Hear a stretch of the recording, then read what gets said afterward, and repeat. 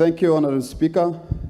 Honorable Speaker, I want to appreciate this opportunity. I want to voice what is happening in Turukana South and Turukana East. Honorable Speaker, I request to ask a supplementary question with regards to the capacity of our security agencies. Honorable Speaker, what is happening in Turukana? We have experienced rampart raids, which we cannot explain the intention of these raids. Honorable Speaker, yesterday, my constituency experienced 3 raids, both in one ward called Katil Ward. It happened at 1 p.m. and again a repeated one at 5 a.m.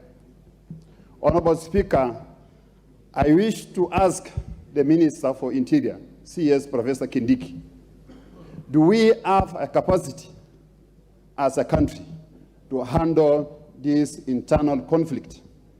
Because there has been a recurrent raids or conflict in this country. What are the plans now that our security agencies on the ground are experiencing shortage of resources to handle this conflict? Honorable Speaker, as at now, we have surveillance vehicles, we have KDF, we have a number of security agencies in Turkana South. But unfortunately, the response we are experiencing, this response can only happen during the daytime. The bandits have come up with a new strategy. And this strategy is only to raid at night. When our security agents are sleeping, they cannot operate at night. Honorable Speaker, what is the take of our CS with regards to this matter? Thank you, Chair. Thank you, Speaker. Hold on. Thank you, Honorable Ariko. Avoid the temptation to make a speech in the guise of a question. Honorable Kangogo. Mr. Speaker, I want to ask the Cabinet Secretary for Interior, Mr. Kindiki. Mr. Speaker, I want to ask the Cabinet Secretary, the National Police, Mr. CS, they don't have the capacity to handle the bandits in Kerio Valley. Mr. Speaker, on Friday, peacemakers from West Pokot and my constituency, Mr. Speaker, recovered about 7 heads of cattle, and they were taken to a Chieshu camp in a place called Kamele, so that to be handed over to the owners the following day.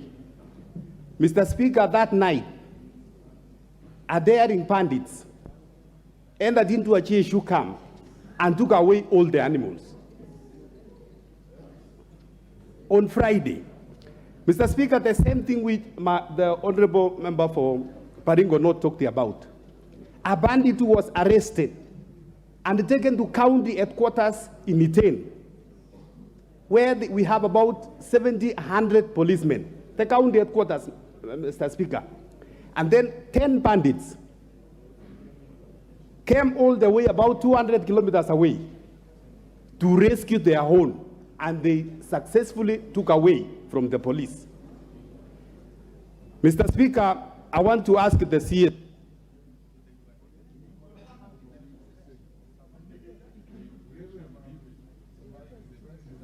to confirm to this House, Mr. Speaker, that the National Police Service are unable to handle the bandits, and bring a motion to this House so that we can have the Kenya military or the KDF to take over the operations of bandits in Kerio Valley.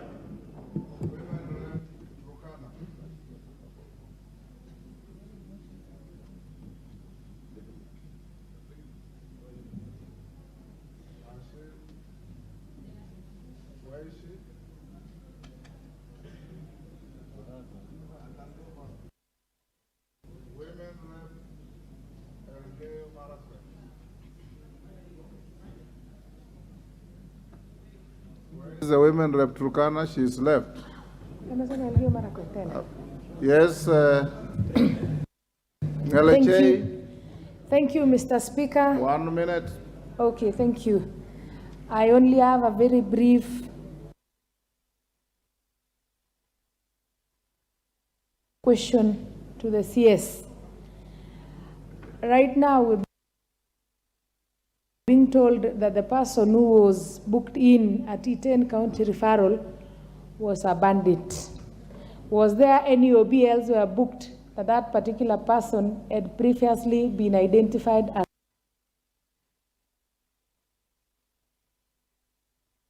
as a bandit or not?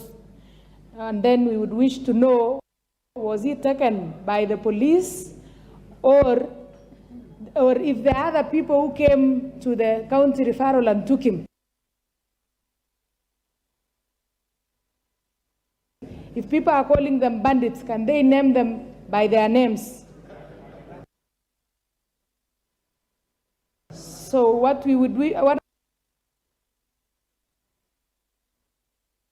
I wish to know is, was there an OB elsewhere that Dennis was booked as a bandit?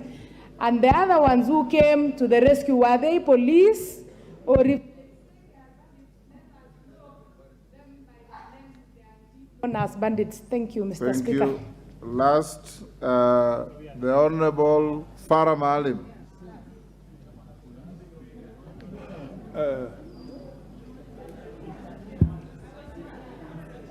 Mr. Speaker, I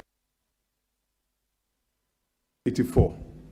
And my biggest worry was that this was going to be heavy, and it's going to be military is not for these kind of things. But the fact that you have protected the lives of the innocents and you're just looking for the actual bandits themselves deserves a lot of compliment.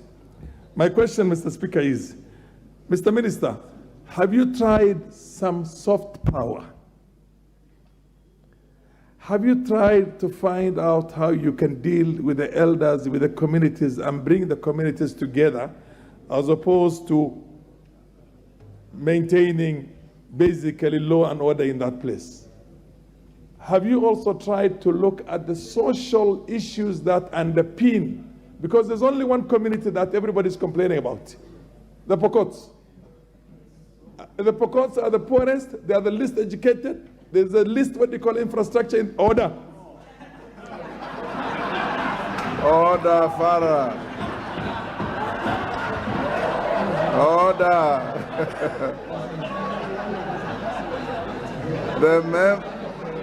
The member from Balambala, you are out of order. Can you conclude your question? Mr.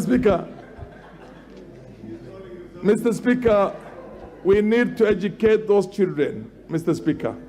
We have heard this before, Mr. Chairman, Mr. Minister, thank you very much. I've discussed some of these things with you, and I'm sure you're going to take them into consideration. But let's look at the social conditions in there, first of all.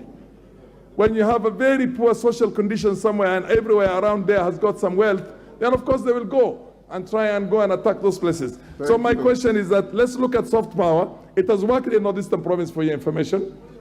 And also let's see how we can change the situation of the children of Pokot there. Thank you. Who is raising a point of order? Moroto, what is your point of order? Because Pokots were mentioned? Yes. Yes, Mr. Speaker. Yes. Mr. Speaker, I want to say thank you very much for giving me also this chance to say, when these people are talking, they are talking as if they're the holiest. When they are also killing. I lost about 5 people the other day and this morning in a Takwel. Honorable from Moroto, the other south. I've given you a floor because you are challenging what Farah was saying. Now you are pursuing a totally different agenda. What was out of order that Farah was saying, that's the reason why I gave you the floor. No, Mr. Speaker, I was just asking what I have in my mind. I was not following what Farah said. My question, I just want to, Mr. Speaker, I don't want to take time. I want to congratulate the CS, and I want to ask him to use the intelligence services. For these guys here speaking here, let them also be put in so that they can know how to control themselves down there on the ground. I come from Kapenguria. We used to have the problem between West Pokot and Trans Nzoia. But this time, there's nothing there. Because we met and we sat like leaders and worked together. These guys, now they're now talking here, and they cannot even go to ground, and they invite us to come and tell them what to do. Mr. Minister, start with these people. The members, put them in. Honorable Moroto, you are totally out of order. You are imputing improper motives on your colleagues. Minister.